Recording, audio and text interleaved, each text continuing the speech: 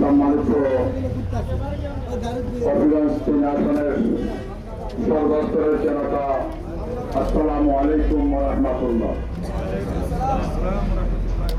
আজ আমরা বাংলাদেশ ইসলামী ফ্রন্টের পক্ষ থেকে বৃহত্তর সুন্নি গ্রুপের সমর্থিত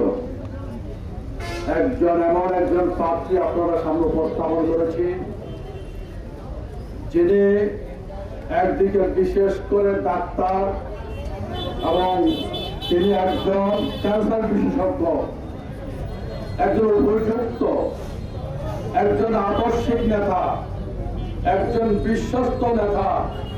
আপনাদের খেদমত করার জন্য আমরা আপনাদের সামনে উপস্থিত করেছি। এই মুহূর্তে এই হবিগঞ্জের 3 আসনে অধিকার হারা জনগণকে বলবো, আমরা আমাদের দায়িত্ব পালন করেছি। আপনাদের অধিকার আদায়ের জন্য বিশ্বস্ত এবং যোগ্য একজন নেতাকে আমরা বাছাই করে উপস্থাপন করেছি।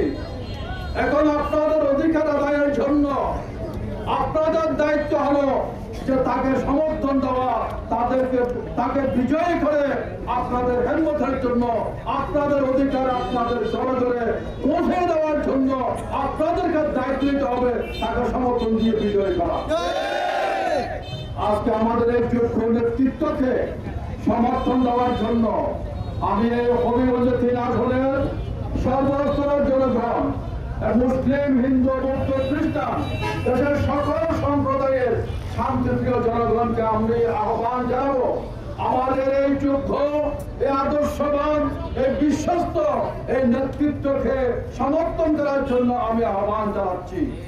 আমরা আজকে এই হবিগঞ্জ 3 আসন সহ দেশবাসীর কাছে আমরা একটা বিষয় অবহিত করতে চাই, সরকারকে অবহিত করতে চাই, নির্বাচন কমিশনকে অবহিত করতে চাই।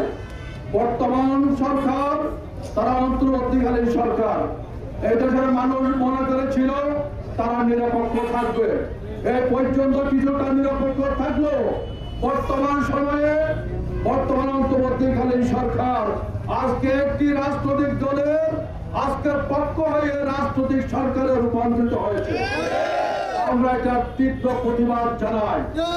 অন্তর্বর্তীকালীন সরকার তিনি নিরপেক্ষ থাকবে, কোন পক্ষের তিনি কাজ করবেন না এককভাবে।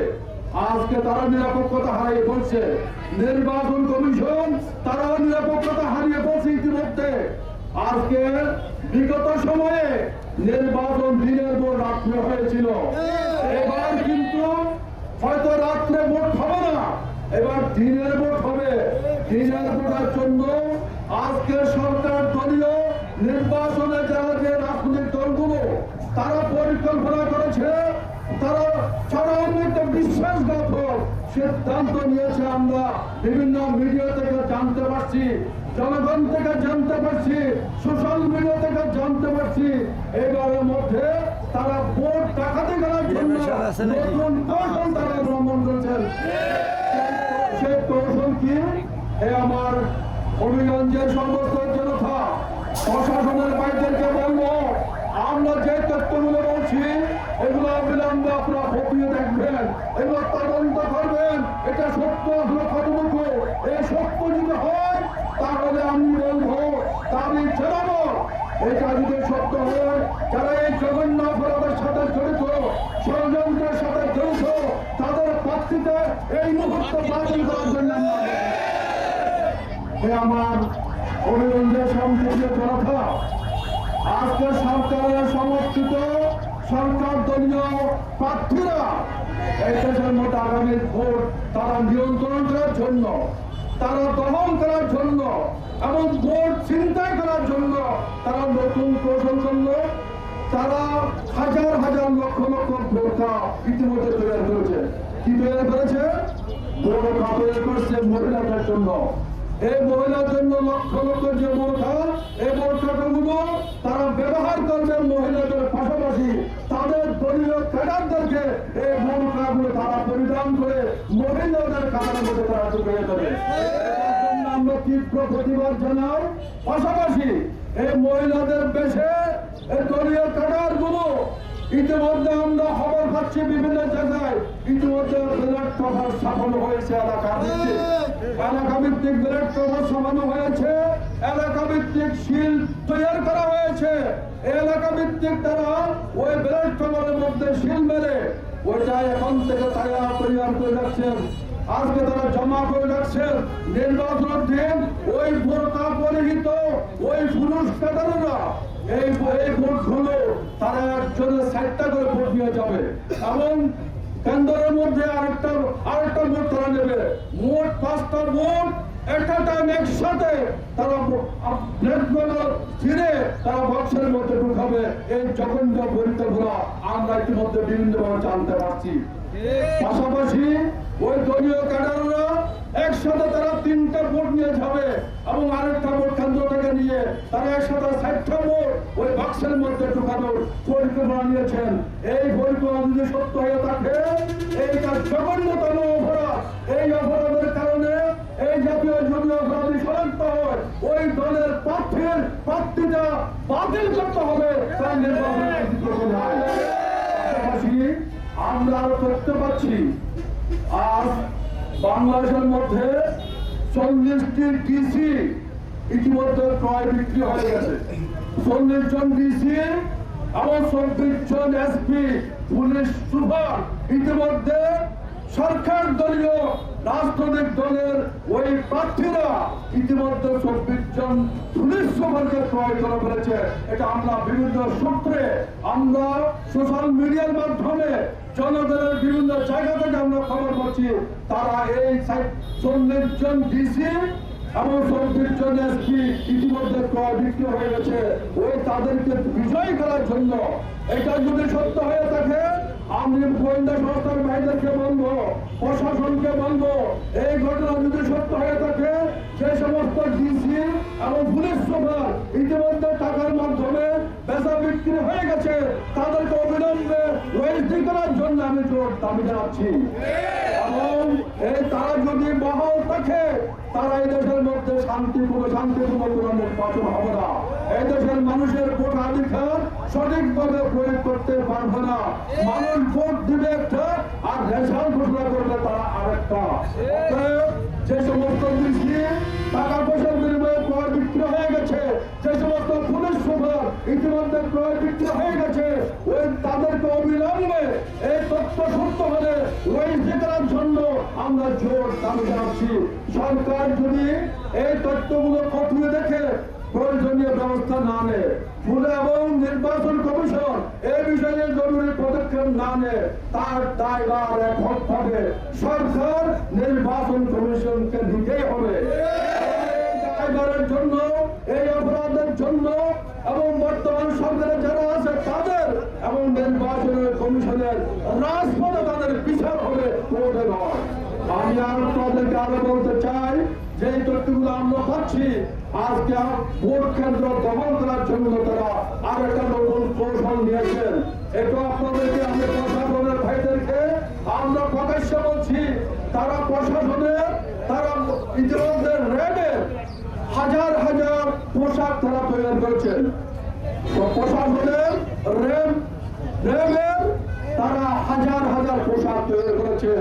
এই পোশাকগুলো তারা দলীয় ক্যাডারদেরকে পরিহিত করে এবং র্যাবের পোশাক দিয়ে কেন্দ্র দখল করার জন্য ইতিমধ্যে পরিকল্পনা করেছে বলে আমরা বিভিন্ন সূত্রে জানতে পারছি। বিষয়টি খতিয়ে দেখার জন্য আমি সরকার এবং নির্বাচন কমিশনকে আমি দেখার জন্য দাবি জানাচ্ছি।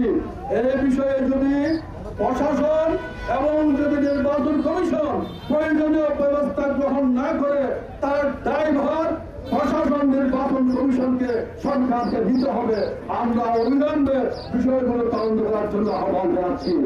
আর এই জাতীয় যদি ভুয়া এই পোশাকধারী কোনো র্যাবের পোশাকধারী কোনো যদি ক্যাডার বাহিনী কোনো কেন্দ্র দখল করে আমি জনগণকে বলবো, হে শান্তিপ্রিয় জনতা, আপনাদের অধিকার ছিনতাই করার জন্য যারা জঘন্য অপরাধে জড়িত তাদেরকে চেকে নেবো, তাদেরকে আটকে দেবো।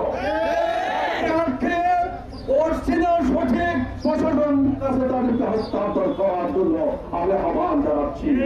আজকে আমি প্রশাসনের নিকট নিরপেক্ষতা হারিয়ে না দেওয়ার জন্য এই দেশের মানুষ বিগত দীর্ঘ সময় মানুষ তাদের ভোটাধিকার দিতে পারে নাই, ভোটাধিকার প্রয়োগ করতে পারে নাই। এবার একটা মানুষ বড় আশা নিয়ে বসে আছে, আগামী 12 তারিখ তাদের ভোটাধিকার প্রয়োগ করবে, তাদের পছন্দের প্রার্থীকে তারা বিজয়ী করবে, মনে বড় আশা নিয়ে তারা অপেক্ষা করছে। এই মানুষের এই জন আকাঙ্ক্ষা যারা ধ্বংস করতে না পারে, যারা ক্ষতিগ্রস্ত না করতে পারে, তাদের অধিকার যাতে ছিনতাই করতে না পারে, আমি বলবো প্রশাসনকে, সরকারকে, নির্বাচন কমিশনকে প্রয়োজনীয় ব্যবস্থা নেওয়ার এখনো সময় আছে। অবিলম্বে আমরা যে তথ্যগুলো দিচ্ছি এই তথ্যগুলোর ব্যাপারে খতিয়ে দেখে প্রয়োজনীয় পদক্ষেপ গ্রহণ করার জন্য আমি আহ্বান জানাচ্ছি। এবং আরেকটা বিষয়ে আমরা আতঙ্কিত হলাম, প্রধান উপদেষ্টা প্রেস সচিব ঘোষণা করল এবারে নির্বাচনের ফলাফল ঘোষণা করতে দেরি হবে।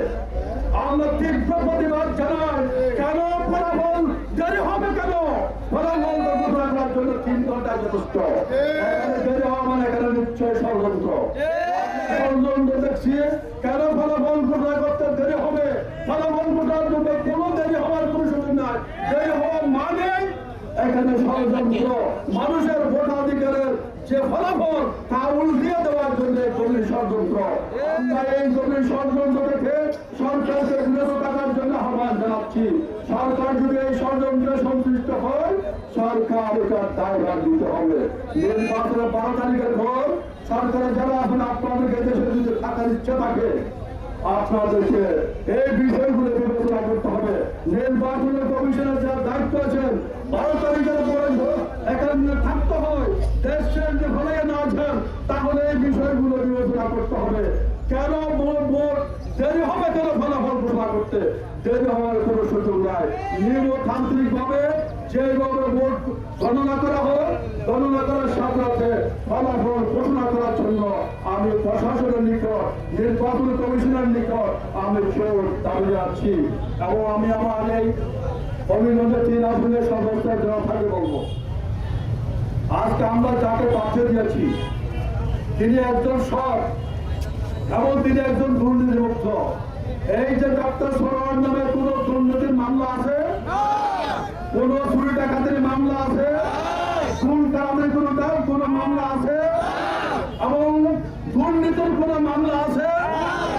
এবং কারো সম্পত্তির দখলের কোন মামলা আছে? নাই। আমরা একজন যোগ্য বিশ্বস্ত নেতাকে আপনাদের সামনে উপস্থাপন করেছি। এই বিশ্বস্ত যোগ্য নেতৃত্বের প্রতি আপনাদের সমর্থন দেওয়ার জন্য, তাকে বিজয়ী করার জন্য, আপনাদের অধিকার ফিরিয়ে দেওয়ার জন্য, আপনার তাকে সমর্থন দেওয়ার জন্য, ভোট দিয়ে বিজয়ী করার জন্য আমি সর্বত্র জনতার প্রতি আহ্বান জানাচ্ছি। আমার শান্তিপ্রিয় জনতা, এখানে এই হবিগঞ্জের মধ্যে যারা আজকে শান্তিপ্রিয় জনতা, এই শান্তিপ্রিয় জনতার মধ্যে শুধু আমি মুসলমানের কথা বলছি না, মুসলমান, হিন্দু, বৌদ্ধ, খ্রিস্টান সকল সম্প্রদায়ের শান্তিতে যারা বিশ্বাসী, তাদেরকে বলবো আপনার এই দেশের মধ্যে সংখ্যাগরিষ্ঠ। এই আপনার সংখ্যাগরিষ্ঠ শান্তিপ্রিয় জনতা, আপনাদের অধিকার আদায়ের জন্য আমাদের প্রার্থী ডক্টর সরোয়ারকে সমর্থন দেওয়ার জন্য আহ্বান জানাচ্ছি, যাতে করে তিনি নির্বাচিত হয়ে আপনাদের হারানো অধিকার আপনাদের গর্বে পৌঁছে দিতে পারে। সবাইকে তাকে সমর্থন দেওয়ার আহ্বান জানাচ্ছি।